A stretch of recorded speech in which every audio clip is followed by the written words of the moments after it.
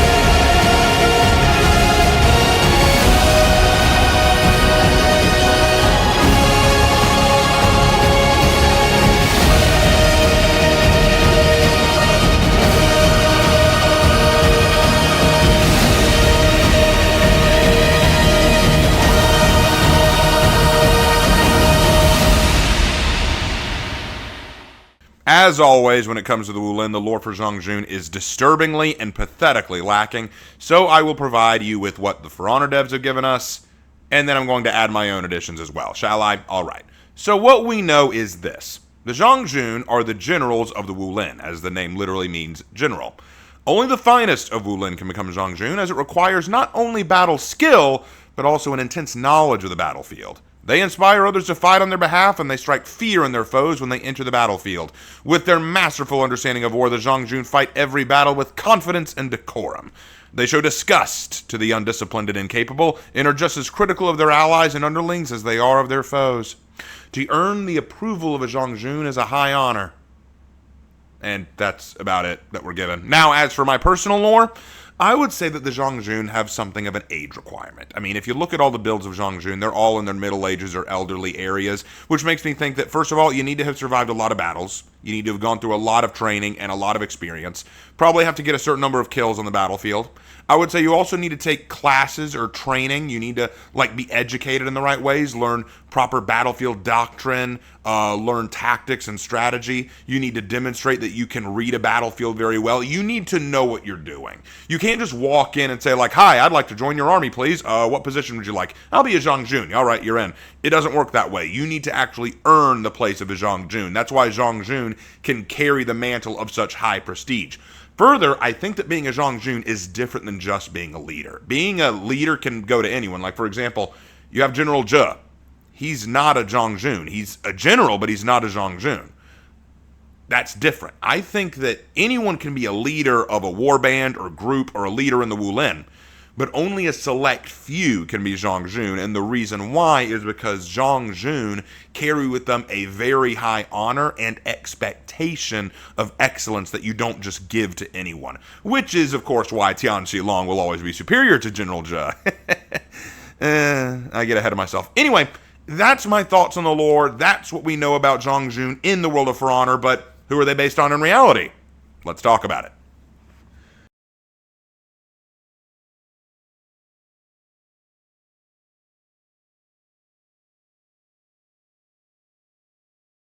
Now, if you want the full rundown on Jiang Jun's historical counterpart, go watch my Heroes in History, but be warned, it is a touch outdated. I need to come back and do some revisions at some point, but it is more or less overall accurate, so again, you are warned. Now, the Jiang Jun's design, weapon, and persona is based heavily on the historical Chinese general Guan Yu, a man near deified in China today as a god among generals. Guan Yu was famous for his unflinching bravery, his tactical brilliance, and his unwavering loyalty to his sworn brother and commander Liu Bei. He was such an accomplished general that during the Three Kingdoms period, when control of China was hotly contested between the forces of Sun Quan, Cao Cao, and Liu Bei, both Cao Cao and Sun Quan recognized the danger posed by Guan Yu and all made contingency plans just to deal with them. His skill in battle was so famous that the polearm he used was later named after him. No, that's not even a joke. The Guandao that Jiang Jun uses was named after Guan Yu because the name means Guan's blade. Much of the legends about Guan Yu are definitely fabricated, to be fair, or at least embellished in the Romance of the Three Kingdoms novel, but there is no question that Guan Yu left an eternal mark on Chinese history, and it is emphasized in the Jiang Jun and For Honor. But, obviously, not all Jiang Jun's designs can look like Guan Yu. So, how does his design do? What else can you do with the Jiang Jun? Let's talk about that. Let's go into design.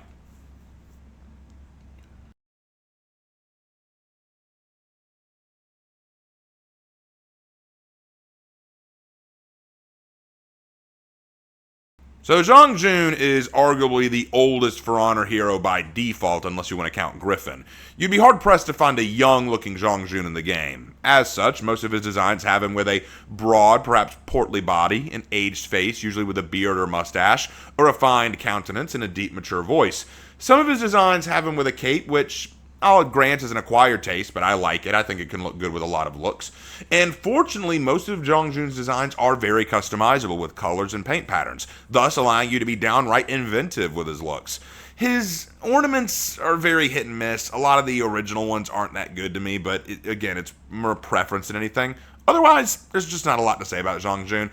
I personally have made 3 Jiang Jun builds, and one of them I'm sure my fans know very well. Perhaps one of my most famous legends, and one that, please, For Honor, make the man canon. He's too good. Let me introduce the Blue Dragon, Tian Zhilong. All moment of awesomeness, please. Take a moment. Yes. Sorry, I've just loved working on this guy's lore. He's one of my favorite legends out there, and just, I've loved him to death. Let me know what you guys think of Tian Zhilong in the comments section. I just need to hear this guy glazed because he's such a good character. Anyway, other than him, we have Yong Kai, kind of the apprentice to Tian Zhilong.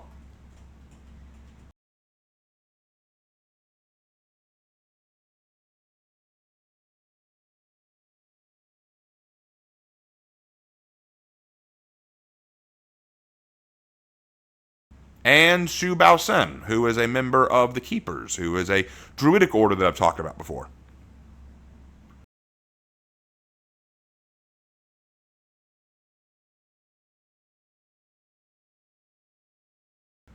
And those are all the builds that I've made, and that's all I really have to say about design, but I do want to talk for a minute about executions.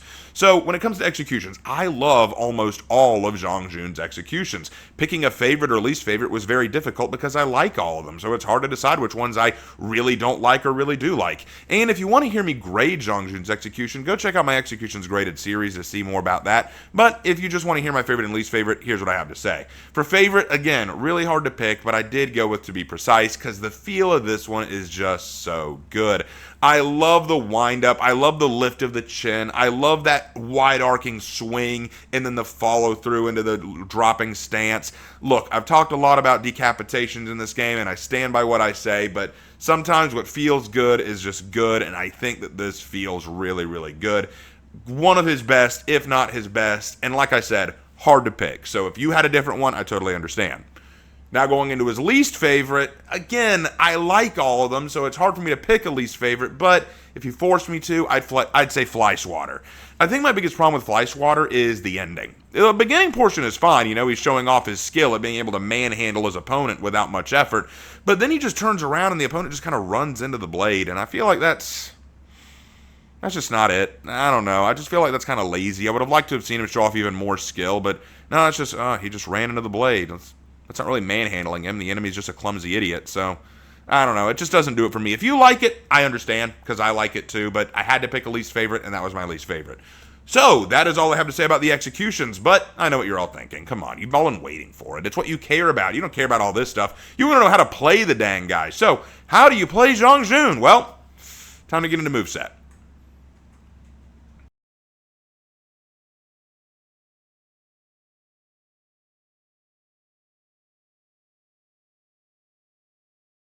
All right, guys, full disclosure, cards on the table. I'll admit it. I'll say it. I at first thought that Jiang Jun was F tier. I hated him. He was one of my least favorite of the Wulin. I thought his moveset was way too easy to counter, especially his dodge attack. It was incredibly limited. I just thought there was no point in even trying this guy. But after watching other people play him, practicing him a lot more, getting the hang of him, and really practicing, I have fully changed my opinion. He is one of my favorite of the Wulin, possibly my favorite heavy to play, one of the best heavies to play, and I think his unblockable is one of the best in the game, but I am getting ahead of myself. I'd like to take this opportunity to explain to you guys why my opinion changed. So let's get right into it. To start off with, Jiang Jun has a 2-hit combo. He can go light, light, light, heavy, heavy, light, and heavy, heavy.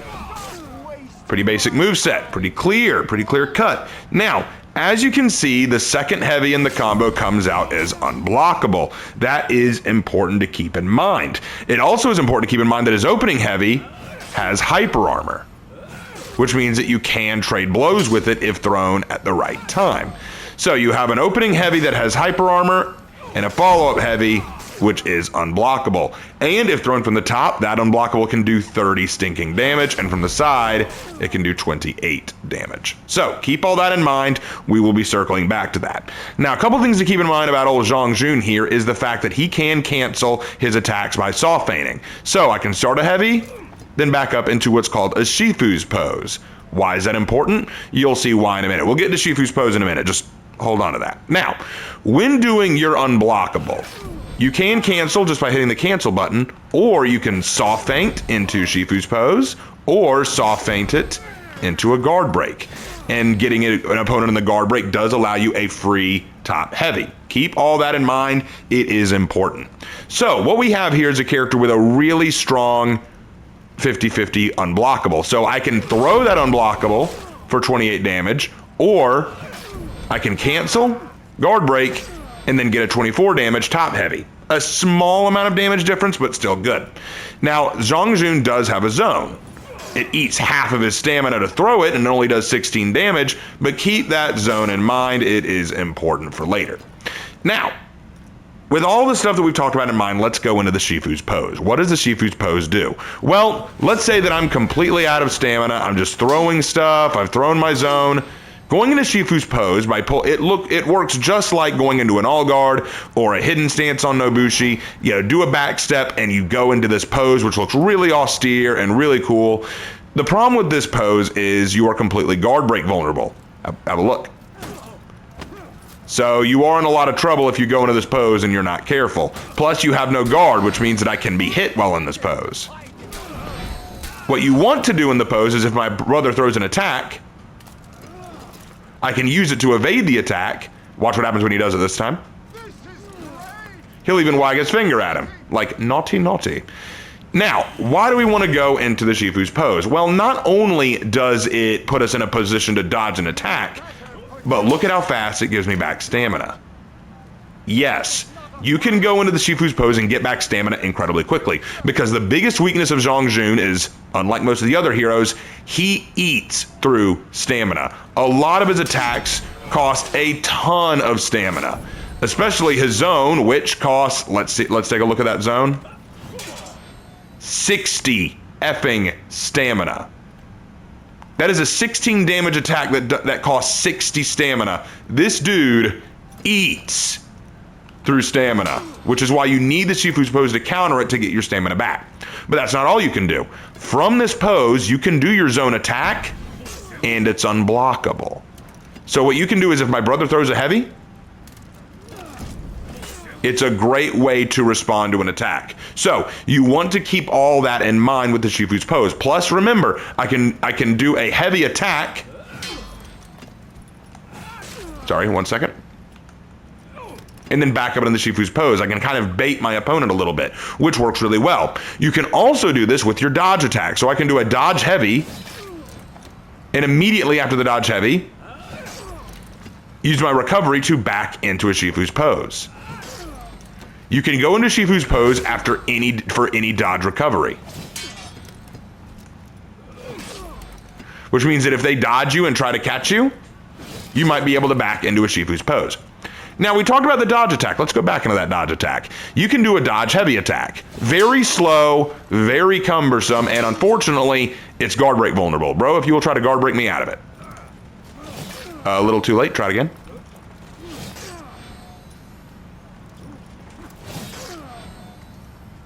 Right now. There you go. You got it. Just had to get the timing right. That's one of the things that a lot of people do with Jiang Jun. If they suspect him of starting to do that attack, they'll just guard break him. So, what can you do? Well, not only can you throw this heavy, but you can fake it into doing a light. So if my brother thinks I'm going to throw a heavy, so guard from the direction of my heavy, bro, I can throw a light which does 12 damage. You soft feint it by just hitting the light attack button in the middle of the spin. Don't do this too often, though, because your opponent will probably figure out what you're doing and try to block it or parry you. So you don't want to do it too often. Now, with that out of the way, let me tell you another problem we have with Jiang Jun. One of the other problems, it's a small problem, but it is a problem. He only has one opener. It is a dash forward bash where he kicks the opponent's shin, and it only grants a light. So you do want to keep that in mind. It is a dash forward bop spat. So you want to make sure that you're aware of that. It's the best opener he has, and it can be very useful to catch an opponent off guard. All right, now we've talked about all that. There's one more thing we really got to go into, and that is Jiang Jun's counterplay. So Jiang Jun can parry like any other hero, but his parries can give him options. So throw a heavy at me, bro. Now, obviously, I can do a light in response, obviously, but there are two other options I have. The first is a zone. Throw it. I get my unblockable zone again, and it does 16 damage, which is awesome. And do it again, bro. It will count as the beginning of a combo, which allows me to go into my unblockable heavy again. But there's another option. Throw your heavy. By hitting the guard break button instead of a light or a zone, I can grab my opponent by the throat. Now watch my brother's, oh, hold on, I got it. Bro, could you turn on your stamina again? Oh wait, you have it on, never mind. Bro, could you try to hit me with a heavy while you have stamina on? Notice how my brother's stamina drained while we were in that position. Do it again. While in the choke, the opponent's stamina will gradually drain. If it drops to 0, then they will fall on the ground. But there's something even cooler. Come over here, bro. Stand by the wall. Just like you were. Throw your heavy. If my opponent wall splats, I get a free heavy. Isn't that cool? Yeah, I know it is. Oh, and speaking of which, I should say this. If you do get a light parry or a wall splat like that, the side heavy is going to do more damage than the top heavy. Just letting you know. All right, so that pretty much sums up Jiang Jun. What can I say about him? Because you're probably thinking, well, Raven, what are you talking about? Of the Wu Lin, he's probably got the most limited moveset out of them. You're right. Of the Wu Lin, he's probably the most limited behind Zhan Hu himself, who we'll talk about in another video. But talking about Jiang Jun as he is, I think he's incredibly underrated, and that's saying something since a lot of people seem to like him. Jiang Jun's 50-50 play is incredibly strong. The fact he can soft feint into a guard break is phenomenal, and little word of the wise, don't always soft feint into a guard break. Instead, soft feint into a Shifu's pose, and I'll tell you why. What a lot of people like to do is they like to try to counter with lights. What that means is if they think that unblockable is coming and they think you're going to try to guard break them, they'll just throw a light. And what that means is when they throw the light, it'll hit you mid guard break. What you can do instead is start with the heavy, then soft feint into Shifu's pose to dodge the light, then throw your zone. There are options. There are lots of options with Jiang Jun. His biggest weakness, again, is the fact that he eats through stamina. So you do need to keep that in mind when playing him. You've got to keep in mind the amount of stamina you have and how much you're spending it on. So definitely always be aware of your stamina, how much you're spending, and how you're spending it. But if you use Jiang Jun right, he can be a monster on the battlefield. Another piece of advice, don't spam dodge attacks. I know it's tempting, but they are guard break vulnerable, which can be a problem. You're not Shinobi where you can just throw a fast kick. One thing I will recommend, draw out that dodge attack heavy sometimes. So what you can do is you can do it real quick like this, or you can draw it out a little bit. Just draw it out for a few extra seconds. Or, don't forget that light. So, that about sums up Jiang Jun and his moveset. What do you guys think?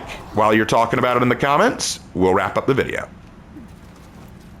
And that about wraps it up with Jiang Jun. And I gotta say, guys, I really like Jiang Jun. He's gotta be one of my favorite Wulin to play besides Nusha. Guys, what do you think of Jiang Jun? Let me know down in the comment section down below. Would love to hear your thoughts. Do you like Jiang Jun? Do you hate Jiang Jun? Do you want to play Jiang Jun after watching this? Do you like Tian Zhilong? Is he your favorite one that I've designed? What do you like about him? Let me know. I want to hear your thoughts in the comments, guys. I want to hear from you. So hit me up in the comments. Would love to hear from you. And as always, I will see you in my next video. Take care. Like the moon to the tide, does heaven push and pull the fate of mortal life. And yet, the will of a single righteous man is a moon unto itself. Bring forth your armies. Call upon your thousands. Plead to whatever allies you wish. I am the Blue Dragon. Fate itself breaks upon the shores of my will.